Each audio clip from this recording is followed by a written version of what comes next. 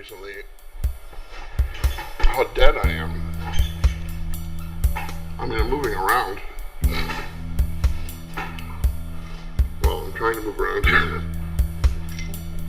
Move around a little less and less every day.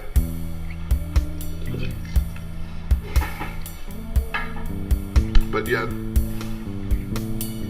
I'm starting to move around more and more, to be honest, now that I realize that I'm dead. So I'm waking up from being dead. And we're all waking up from being, in a way, dead. It's not a gruesome death. I say this because it's a death that we need to accept now. We all just died in the last 2,000 years. We went through a spiritual time of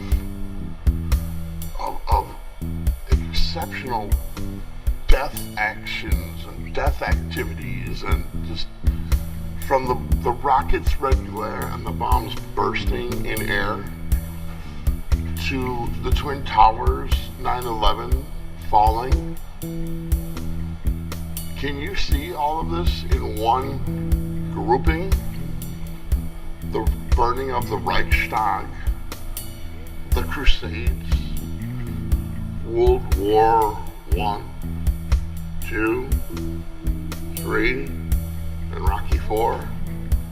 Can you see the string of events connected of where we've all had a 2,000-year death experience?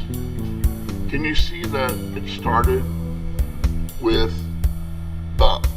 what's become by many as the highest regarded human God manifestation of Jesus being martyred in blood on the cross? And that cross that was where the pain was had and the death occurred is the magic lucky talisman that everyone wears and everyone prays with, as if it was a coffin on a small string that said there was a death involved here of the greatest human thing, the human God. But we don't wear the casket, necklace, or ring to church and on our necks, under or over our garments to show this. We wear a cross. I don't see the difference. And sometimes we wear a cross with a dead cadaver on it. If you're waking up, roll out of bed now, because there's no better bounty than right now, while everyone else is still trying to figure out what just happened or where that sound is coming from, and then don't realize it's the alarm clock going off. So go get the best waffle right now. It's hot. And share the first knowledges of this new time of living with those who are about to be asking for your help and loving you for it in ways you've never been honored like before. If you don't think that you're dead, I'm going to put your hand in a bucket of water or something soon, or put some shaving cream on your face, because it's time to get up. Get up! Mom's outside, knocking on the door. Roll out of bed. Why do you have to roll out of bed?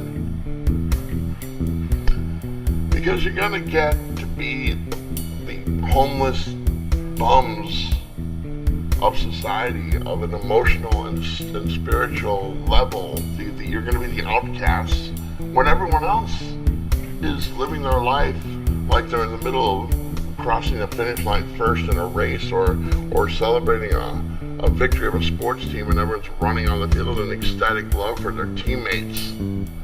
And you're going to be The disgruntled ones who didn't catch the train to Joyland when God opened the door to a new morning.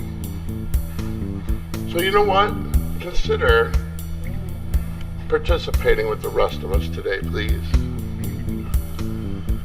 Now, for those who aren't waking up, it doesn't look much different. It's not a new bedroom. There's no new slippers.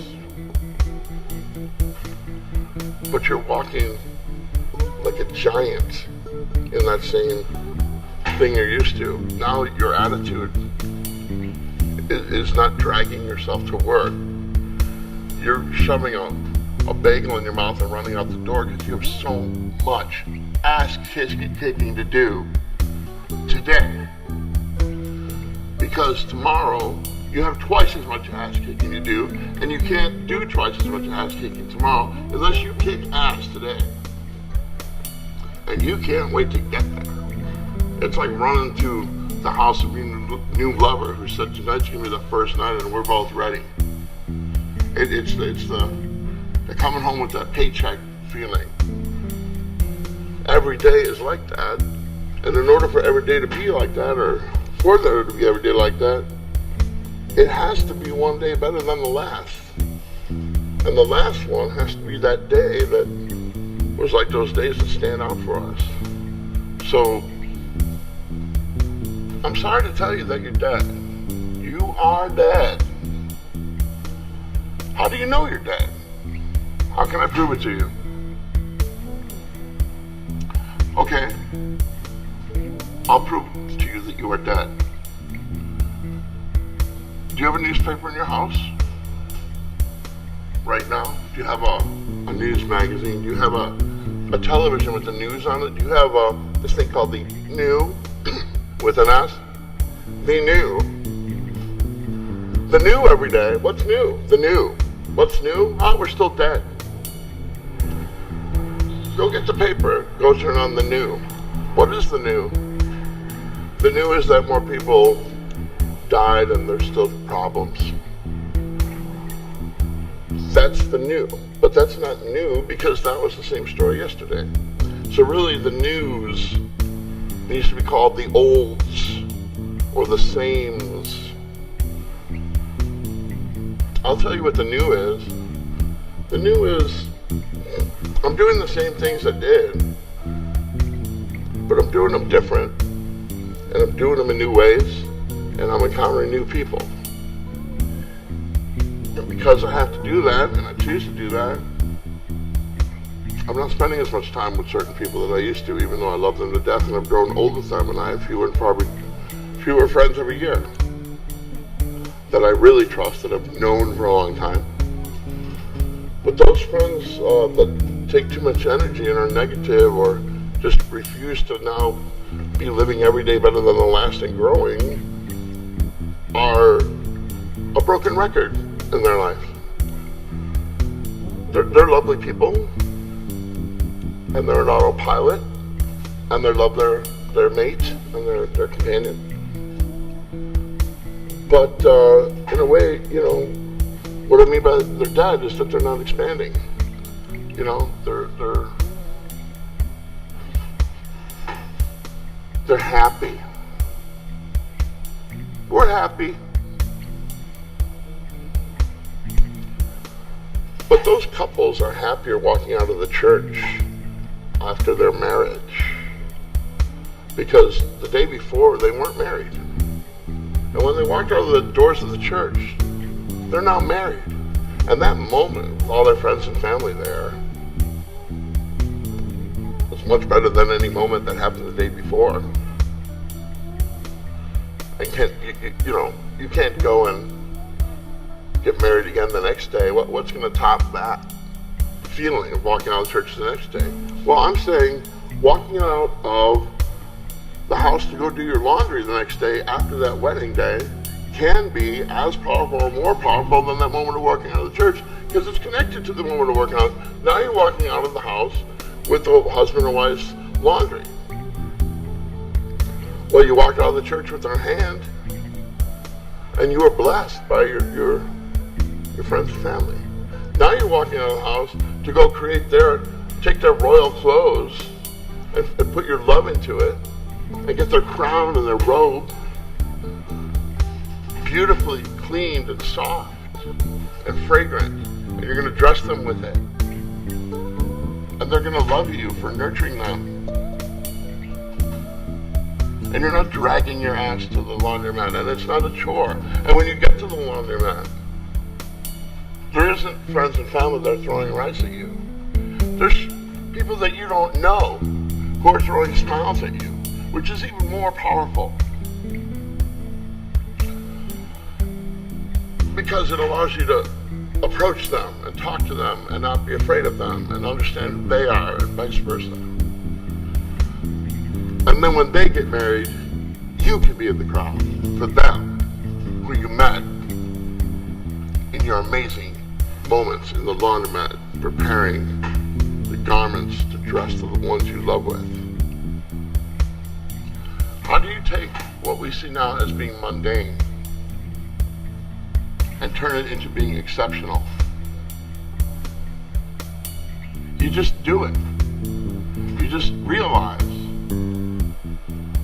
that cooking food for your family doesn't suck. And that you don't need a microwave dinner and a quick flippant attitude to be able to still get through your day and cover all your things and get your bills paid. You can take some love out, some time for love, because you'll be happier in the end in your life that you had these moments of life. When you have those moments of giving the clean clothes and the food and the putting the money on the table, be in that moment, man. Here are the clothes that I cleaned for you, and every one of these garments that I folded by hand, I prayed for you. That's what I'm talking about. What does it take to get there? Just understanding it. Just understanding what magic is. And if we can do this, and we can, we won't be dead anymore.